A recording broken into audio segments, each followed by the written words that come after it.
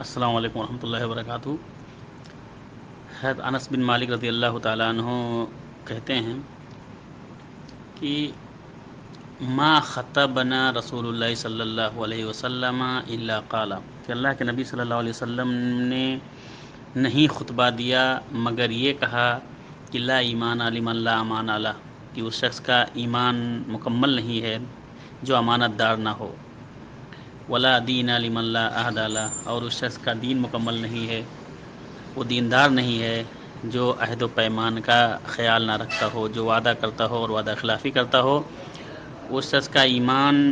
کامل نہیں ہے، وہ شخص ایماندار نہیں ہے، اور اسی طرح سے وہ شخص مومن نہیں ہے یا ایمان والا نہیں ہے جو امانت میں خیانت کرتا ہو۔ یہ حدیث ترغیب ترہیب میں، مسند احمد میں، اور شعب الایمان بحقی میں، اور اسی طرح سے اور دوسری حدیث کی کتابوں میں موجود ہے، اور یہ حدیث صحیح ہے۔ السلام علیکم ورحمۃ اللہ وبرکاتہ۔